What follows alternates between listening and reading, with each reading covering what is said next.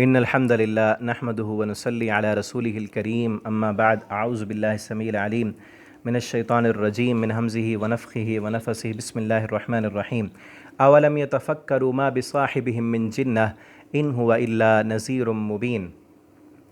ترجمہ قرآن کورس میں آج انشاءاللہ سورۃ الاعراف آیت نمبر 184 سے پڑھیں گے۔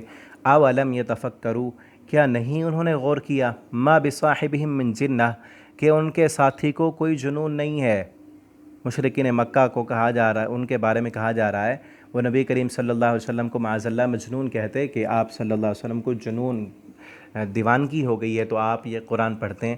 اللہ تعالیٰ فرماتے ہیں اولم یتفکرون، یہ غور نہیں کرتے، دیکھتے نہیں، ما بصاحبہم من جنہ، کہ ان کے ساتھی کو کوئی جنون نہیں ہے، کوئی ایسی بات نہیں ہے۔ ان ہوا الا نذیر مبین، وہ تو نہیں ہے وہ مگر واضح ڈرانے والا، وہ تو صرف تمہیں جہنم سے ڈراتا ہے، آخرت سے ڈراتا ہے۔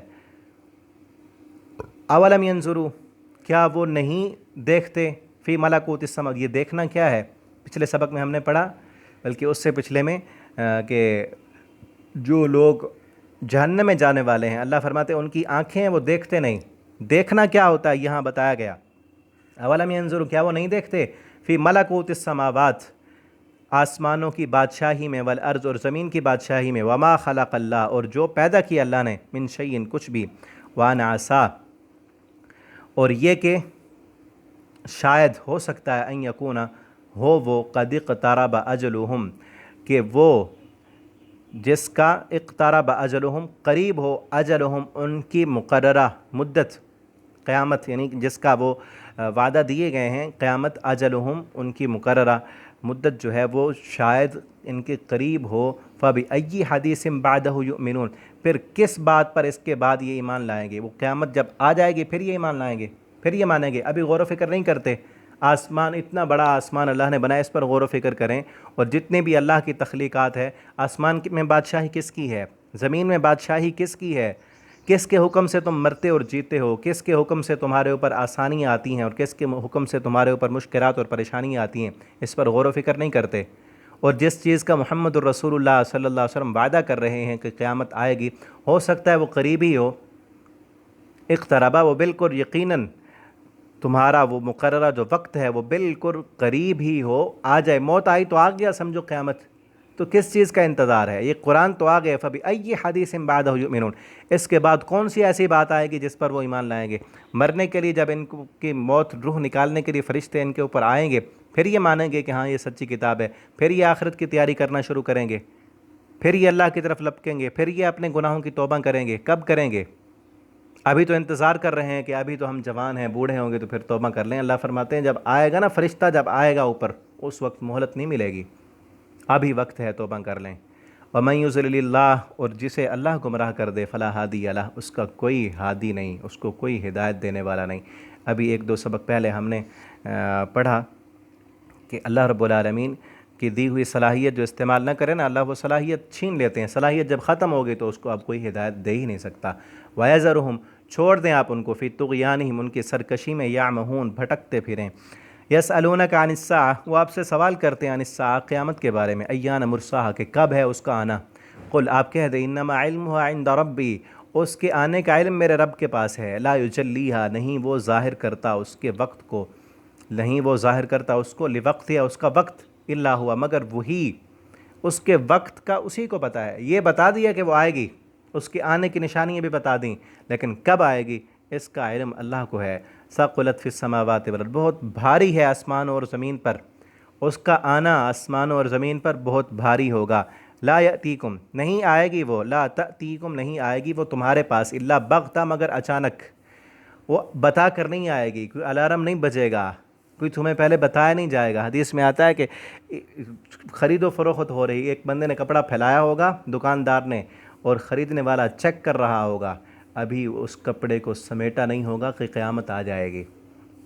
ایک بندہ اپنے جانور کا دودھ دھونے کے لیے جائے گا، دودھ نکالے گا برتن میں، ابھی وہ پورا نہیں کر سکا ہوگا کہ قیامت آ جائے گی۔ یعنی پورے انسان، اور بھی نشانیاں اسی طرح بتائی گئیں، انسان اپنے اپنے کاموں میں مشغول ہوں گے، کسی کو کوئی پتہ نہیں ہوگا کہ آئے گی قیامت، ابھی آنے والی ہے، بتا کر نہیں آئے گی، اچانک آ جائے گی۔ تو جب جو چیز اچانک آئے گی تو اس کی تیاری بھی اتنی ہونی چاہیے۔ آپ اس کی تیاری کریں. پوچھتے کیوں ہیں؟ بار بار یہی پوچھتے تھے مشرکین مکہ کہ وہ آنا ہے تو کب آئے گی، کیونکہ ان کا ایمان اور یقین ہی نہیں تھا اس پر. تو بار بار پوچھتے کب آئے گی، کیسے آئے گی.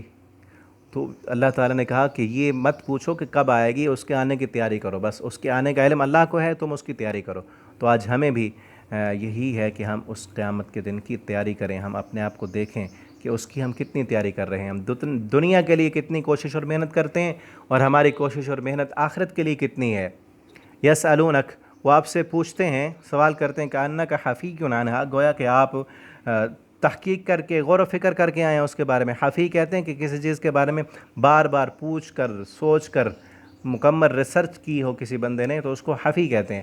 آپ سے ایسے پوچھتے ہیں جیسے آپ اللہ سے پوچھ کے آئے ہیں. نبی صلی اللہ علیہ وسلم نے تو نہیں پوچھا نا اللہ سے، نہ ہی اللہ تعالیٰ نے بتایا کہ وہ کب آئے گی. قل، آپ کہہ دیں انما علمہ عند اللہ، اس کے آنے کا علم اللہ کے پاس ہے. ولکن اکثر الناس لا یعلمون، لیکن اکثر لوگ نہیں جانتے. اکثر لوگ اللہ کی حکمتوں کو نہیں جانتے. کیوں اللہ نے نہیں بتایا یہ حکمتیں ہیں؟ یہ اللہ کو پتہ ہے. بتایا نہیں ہے، صرف بن بتائے، بنا دکھائے. قیامت دکھائی بھی نہیں، جنت جہنم بھی نہیں دکھائے، اللہ نے ایسے منوانا. یہی تو امتحان ہے. اگر بتا دیں کہ فلاں دن آئے گی جہنم، جنت دکھا دیں، پھر تو امتحان ختم ہو جائے گا. قل لا املک لنفسی، قل آپ ان سے کہہ دیں لا املک، نہیں ہوں میں مالک، لنفسی اپنی جان کا بھی، نفع کہ میں اسے نفع پہنچا سکوں، ولا ضرر اور نہ نقصان کا. میں تو اپنی جان کو نفع و نقصان پہنچانے کا اختیار نہیں رکھتا، الا ما شاء اللہ، مگر جو اللہ چاہے. جتنا اللہ نے اختیار دیا ہے بس اتنا ہی میرے پاس ہے. ولو کنت، اگر میں ہوتا عالم الغیب، غیب کو جاننے والا. یہ تو غیب کی خبر ہے نا کب آئے گی. میں غیب نہیں جانتا. ولو کنت اعلم الغیب، اگر ہوتا میں غیب جاننے والا، لاستکثرت من الخیر، تو اکٹھی کر لیتا میں بہت ساری خیر. آپ صلی اللہ علیہ وسلم کی زندگی کے کئی واقعات ایسے ہیں جو آپ کو نقصان ہوا، آپ کو تکلیفیں ملیں، صرف اس وجہ سے کہ آپ غیب نہیں جانتے تھے. ٹھیک ہے نا. اسی لیے فرمایا کہ مجھے اگر غیب پتہ ہوتا نا میرے ساتھ آگے کیا ہونے والا ہے، کس قدم پر نقصان ہوگا، کس راستے سے مجھے تکلیف ملے گی، تو میں وہ اختیار ہی نہ کروں. کیونکہ میں غیب نہیں جانتا، تو اسی لیے میں بہت ساری خیر سے محروم ہوں. غیب جاننے والی ذات صرف اللہ رب العالمین کی ہے، اور اللہ تعالیٰ اپنے غیب کی خبریں جسے چاہتے ہیں اپنے پیغمبروں میں سے ان کو بتا دیتے ہیں. ٹھیک ہے. ورنہ کئی ہمارے مسلمان بھی یہ عقیدہ رکھتے ہیں کہ نبی کریم صلی اللہ علیہ وسلم کو بھی غیب تھا، آپ بھی غیب جانتے تھے.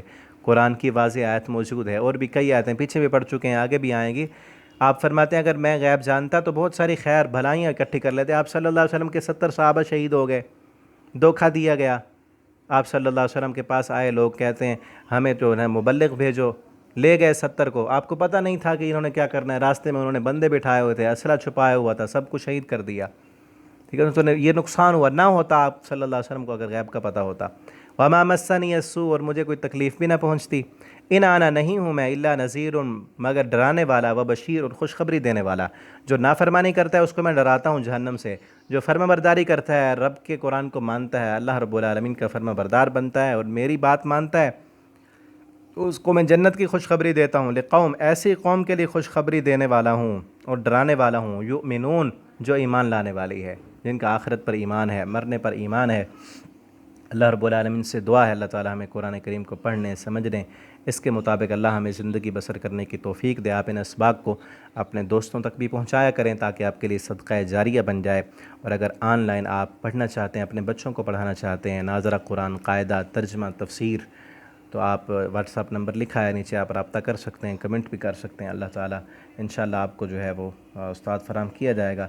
اللہ تعالیٰ ہمیں اپنی حفظ و امان میں رکھیں اور خوشیاں دیں. والسلام علیکم ورحمۃ اللہ وبرکاتہ.